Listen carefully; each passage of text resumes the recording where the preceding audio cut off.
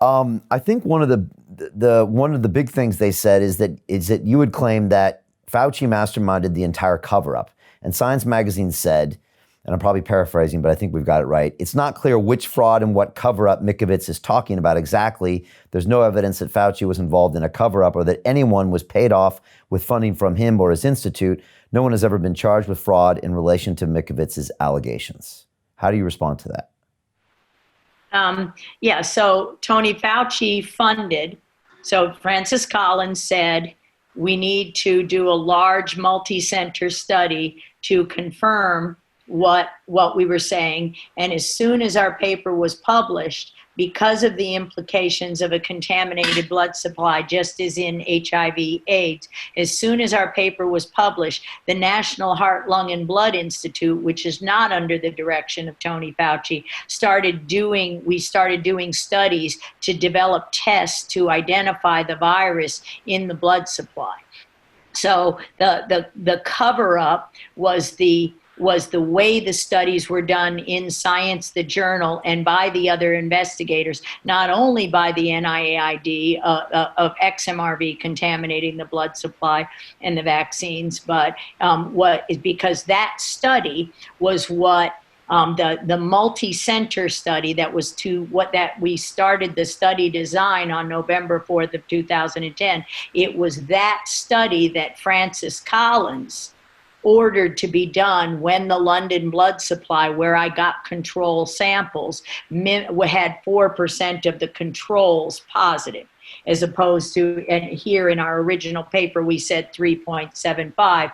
In Harvey Alter's confirmatory paper that was published in mid-2010, they showed 7%. So the big issue here and why Fauci spearheaded the cover-up is because Francis Collins, his boss, the head of the NIH, all of the institutes said, we must fund a multi-center study to look at the disease associations. And this was the study that was corrupted by the study director of the study, Ian Lipkin, and I do have a slide I can show how that works as far as excluding the appropriate patients and then limiting the findings that we were able to do based on wording really that had nothing to do with the study. So you can see how the study was corrupted. So and this was, I was held as a fugitive, a felony fugitive from justice, arrested in November 18th, 2011. And I do have the quote from Science, the journal, that in fact says federal agents were the only ones who could have. There was no warrant, there was no arrest, there was nothing. But that was when I was supposed to be participating in the validation study, doing the isolation, doing the things I did as the principal investigator on the original study. But Tony Fauci said, put that felony from fugitive from justice at the NIH, at the NCI, in the laboratory. So I couldn't do the study because I was called a fugitive from justice. So I did virology by telephone and tried the best I could because I knew we would get positives in the study, because even though 3 of the centers or 4 of the centers were not valid patients according to the disease signature, that's the publication I also sent that you could post. There's a disease signature, just as we see in COVID-19, of these viruses. So okay, you're being, is this when you're being held without charges and what they dispute, or is this a different piece? Because no, that's when I was being held in 2011. Okay. I was held in jail for 5 days, as we discussed before. All the while, our paper is being force retracted from the journal, because they've lost confidence in me. Oh, now I'm supposedly stealing things. Now I'm supposedly But what Tony Fauci did, he stopped the validation study.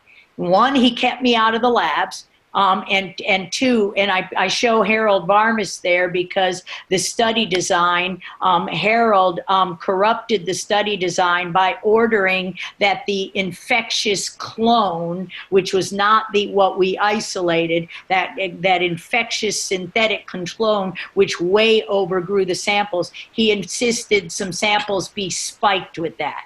And so then it would have said contamination. So at every level of the people in that picture, there's a corruption and a cover-up. So when against all odds, we would have validated our original paper, Tony Fauci stopped the study, said we're wasting too much money. He applied he directed Ian Lipkin, the senior investigator on the paper, to apply a statistical program to say anything we were finding in that last cohort was in fact contamination, whiwhich it absolutely was not. Okay, so this is how they are covering it up. They obviously said there's no evidence and there's no funding and no one's been charged in fraud. And you're saying, yeah, this is how they did it. So basically, you're explaining how they did it in a way that wouldn't show evidence that Fauci did this, and so I see what you're saying. All right, so you're showing how they did it with this explanation.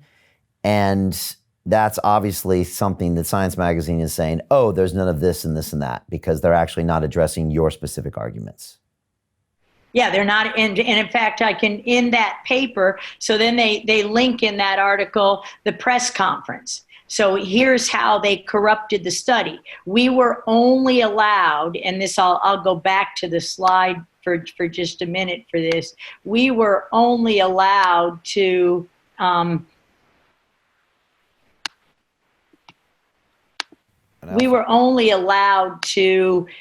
say, because of the title of our paper, and this makes it a lot easier, and this is how manipulation of data happens, because we were only allowed to say that, and it matters for the title of this paper so you can understand.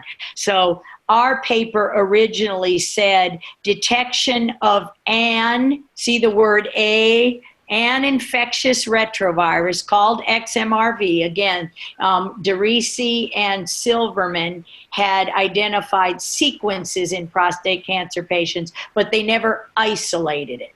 And so that's what's critically important. So an infectious retrovirus that they had called, they said they discovered it, they held a patent on it, they made a synthetic infectious molecular clone, which is standard procedure, but the virus hadn't been isolated. So it says of an infectious retroviruses. And our paper, I highlighted there, taken together, these demonstrate for the first direct isolation of infectious XMRV, it's not plural at the time, from humans, and implicate a role for XMRV in infection in the pathogenesis of CFS. So we didn't say it caused it. We said it implicates a role for it, and that's the original abstract of this paper. Well, 6 months later, and it should have been shorter, Harvey Alter confirmed our studies. Okay.